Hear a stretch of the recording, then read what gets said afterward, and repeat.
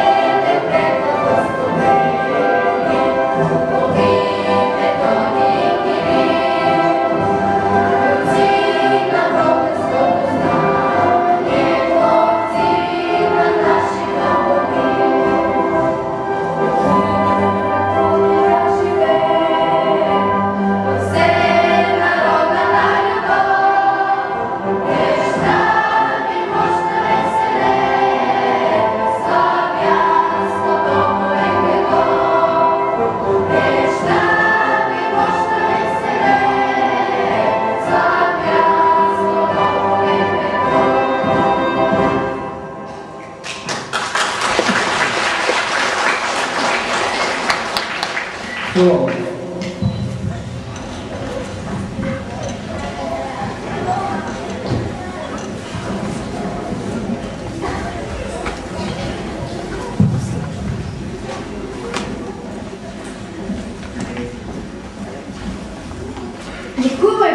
слово, на порив благороден, разраства извън стоманен народния език. Възрядвай небесата, ореч на дух свободен, с победно словословие на Твоя ден велик. Ликувай светло слово, на радост благородно, не спирай, звън безсмъртен на българската реч. И песните разгласят, че волята свободна, пред стъпките на Бога полага своя меч. Да споделят нашия празник днес са дошли господин Хайредин Мехмедов, председател на Общинския съвет Антонов. Кмета на община Антонов, господин Танян. Заместник кметовете, господин Ибрямов и господин Ашимов. Секретаря на общината, господин Мехмедов. Бивши и настоящи учители, граждани и гости на общината. Тържествено слово по повод на патронния празник ще произнесе госпожа Мария Михайлова, директор на училище.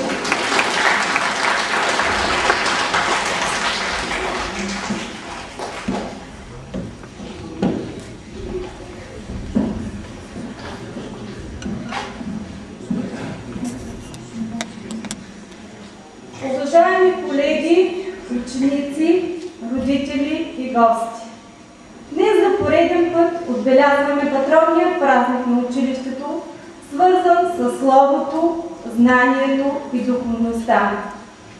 На 11 май 1851 година, денят на светите братя Кирил и Методий в условията на робство и опити за духовно асимилиране от страна на гръцката патриаршия, по идея на Найден Геров в Пловдив, за първи път се организира тържество, посветено на българската просвета и славянската писменост. Така от идеята на този родолюбив българин се ражда един от най-светлите празници. През Възраждането 11 май се утвърждава като важен ден от празничната система на българите. Ден за почет на светите братя Кирил и Методий.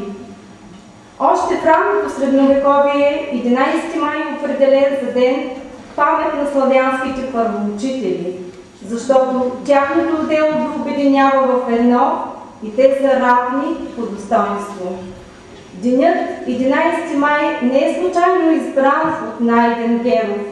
Това е общият църковен празник на двамата светии.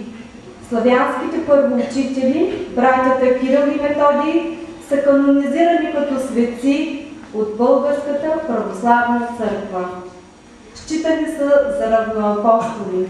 Обявени са от папата за покровители на Европа. Православната църква ги тачи като едни от светите седмочисленици. Велико е делото на светите братя, не само поради благодатните последици за нас и за славянството изобщо. Велико е то и като личен подвиг, който е несъизмерим. Хилядолетна е българската почет към създателите на славянската писменост и на първия славянски книжовен език, славяно-българския. Българино, знай свой род и език. Бе възкликнал атонският монах Паисий. И тези думи преминават през вековете и достигат до нас като заклинание, защото ние, българите, имаме с какво да се гордеем. От тук, от малка България през 9 век, тръгва писменото слово, за да даде духовна храна на всички славяни. Затова ценим така високо делото на Кирил и Методий и го приемаме за наше свято и родно. Още повече, че през тази година честваме и 1150 годишнината от покръстването на българите. Събитие неразривно свързано с името на княз Борис, но и с имената на Кирил и Методий и техните ученици. Вероятно за това, заради непресъхващата във вековете любов към създателите на славянската писменост, преди 125 години създателите на училището в Алякьой без колебание са избрали светите братя за покровители на новосъздаденото училище в селото. Днешният празник обединява минало и бъдеще, за да обогати настоящето ни. Това е ден на учителя, на ученика, на нашето училище. Този празник идва всяка година с неувякваща жизнерадостна атмосфера в село Свети Кирил и Методий и в още стотици български училища със същото име.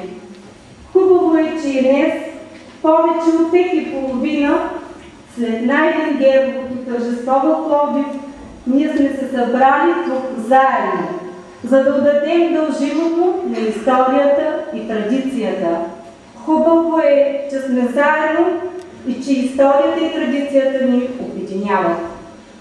Това е денят, в който ни съединява с поколения българи, които и в дни на народен подем, и в дни на робство и страдания са устоявали нашия език, нашата култура, българската народна идентичност. Но това е денят, в който българските духовни стойности и днес биха могли да ни обединят в погледа ни за бъдещето.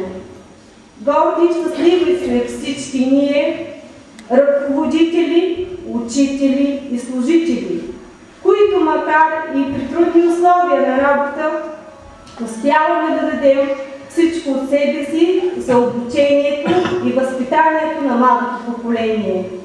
В нашето училище работи чудесен педагогически и непедагогически колектив, които със своя опит, знания и професионализъм спомага за качественото обучение и възпитание на нашите ученици. Да продължим да работим с още повече амбиция и любов за доброто и бъдещето на младите хора в името на община Антоново и България. Тук е моментът да изкажем своята благодарност към ръководството на общината за подкрепата и доброто взаимодействие в съвместната ни работа.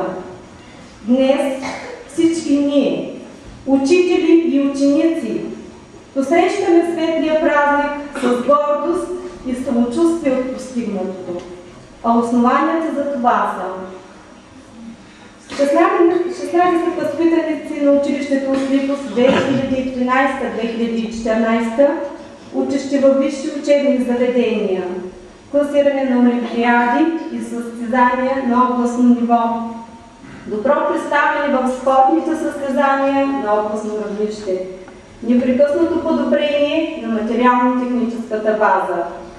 Нека на този ден отново изразим любовта си към нашите деца, признателността към нашите учители, към всички онези, които бавно, внимателно и с много обич ни водят по пътя на израстването, по пътя на знанието и по пътя на зрелостта. Училището е място за светлина, свобода и учение. Честит празник на всички, уважили светлите върхове на училищната история, бивши и настоящи колеги, бивши и настоящи ученици, общественици и гости. Нека носим нашето любимо училище в сърцата си, дали скътано в младежките си спомени, дали в съвременното си светуване, но непременно устремени към бъдещето, към вечността му. Честит празник!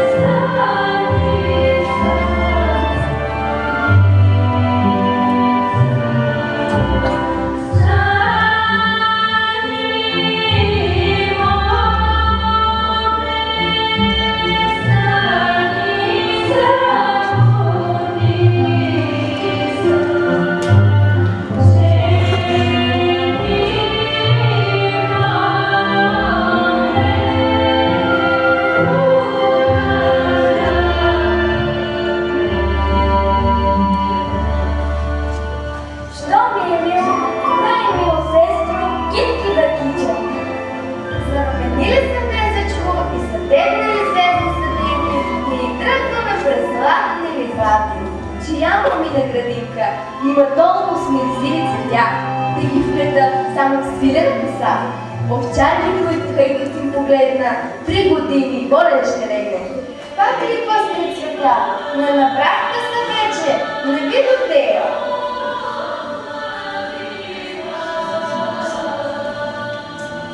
Розна роса покрива, тинтява, чимерика, кожури, лалета, каквито си щеш. Ела, и ти бери. Цвета преферпене свироцито ми гърча на всичко. Нека потослушки пазари, умислеки, че със здравеци гърдиоски пренахвили. Нашите верушки, силите венушки, наши рилъци, брашна, трендафи. Всичко прилягаме се близка функция. Да берем всякаква най-добава. Много са мили, сестро, снимите венушки. Ела, пейте, велета си свирим тази вечер. Венчилата венушки е само. Край бяло чело да ставят, едва да личи в посетили.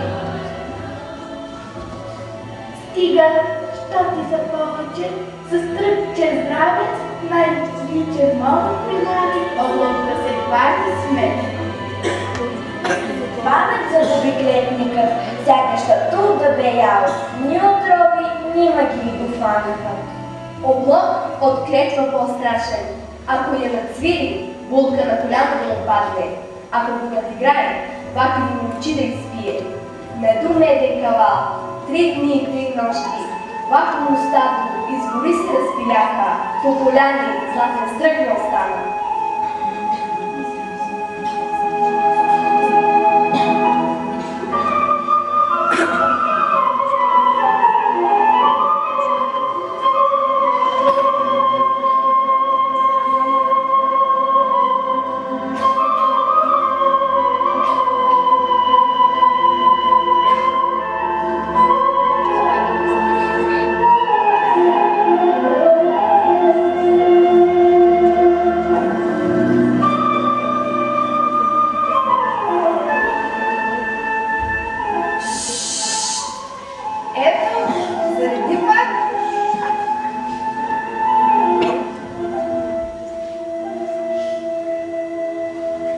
Ох, махнимът ми се е струмила.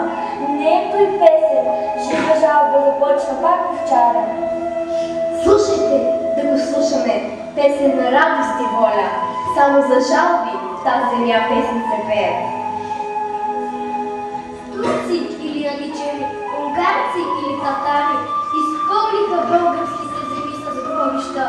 От тиха бяла Дунава, през Балкана, през ранни загорски полета, че до килиите на манастирите в Атон, всички все тайна песен пеят.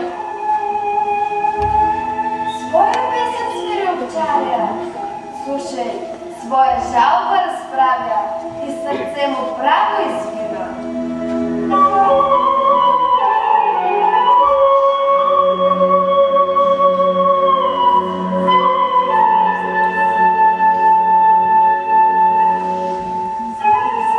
Заградила съм вила, бито кале, ни на небе, ни на земя, най-сърцето на овчаря. Тя в него да живее, в сърцето, в калето, тя в него, той в нея. Заградила съм вила, бито кале, ни на небе, ни на земя, най-сърцето на овчаря. Излезете за 300 над 3 овчаря. Потърсиха зелена трева непасена, студена вода непиена. Отидоха в Куин гора, там найдоха зелена трева непасена, студна вода непиена. Разпуснаха сиво стадо, засвириха с кавали, от деги до чу силна юда съм била, да си хвана най-малкия овчарин. Той тихо проговори: Юдо съм била, дай да извадя вери кавал. Аз ще свиря, пък ти играй. Ако си не аз на свиря, аз ще тебе да погубя. Пък ако си Мартина ти играеш, ти ще ме да погубиш. Овчар свири, Юда играе, свирица играе, и сърдинак над свирало. не играла. Ситна розова роса, деца ме гледаха, му се жало и моли. През чаю, през страдане, не може да ме погубваш, ако си имам стара майка, първорига древни деца. Юдо самоиво, те ще откачат много майки, че да плаче твоя майка. Та си фана 9 пети, та си фана силна юдо за крилцата, та я вкара 9 педи в земя. Леле, Янко, мили сине, ще те питам, ще те прашам. Искам право да ми кажеш, всяка вечер, коня повеч, плочи туреш, чисто сребро, меци туреш, водно злато. Вече идеш, заран дойдеш, да ми кажеш, къде ходиш? Май, мамо, стара мамо, като питаш, ще ти кажа.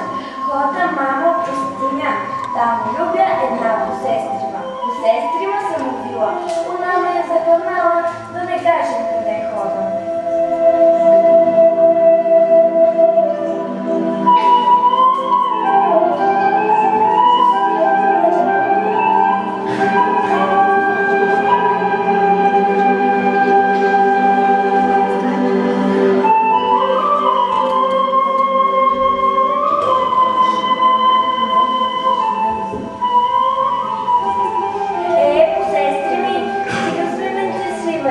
Дайте малко работа да посвършим.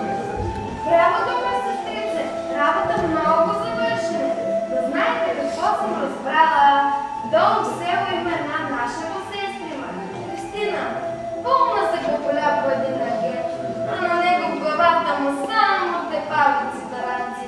Сега е захванал ветрена мелница да прави. За коя Христина думаш по сестри му? Да не е дядо за горчан пълнука? Трябва да й помогнем, че тя е верна дружка. Което ги разделя сестрици, то ще ги събере.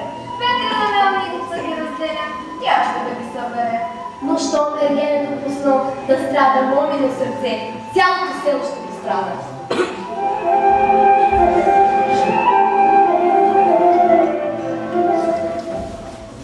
Само диви бродници, змееве и змеици, и дихало трибата, измучете водата, изсушете нивята, бурени и покрива, гущери и гридери, само той да остане, докле мома Христина на една глада пристане.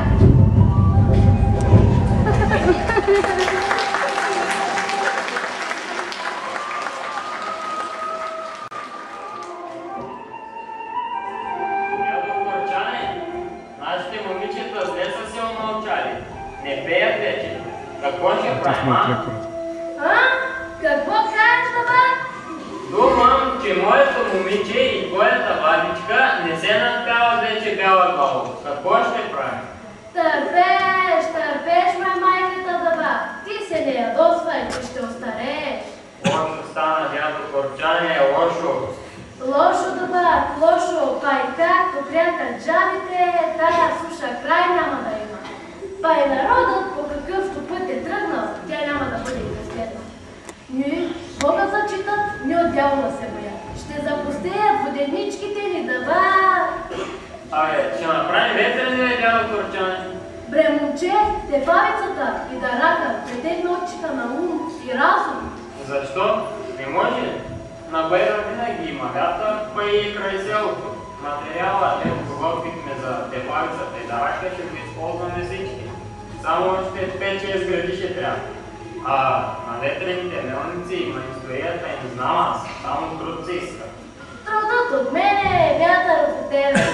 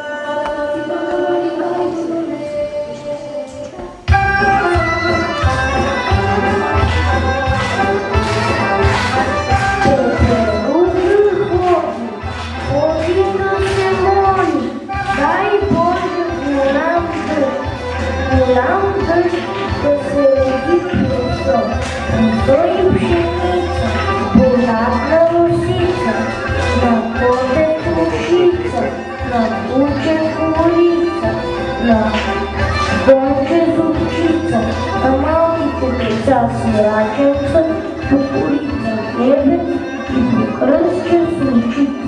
Вай Дуду.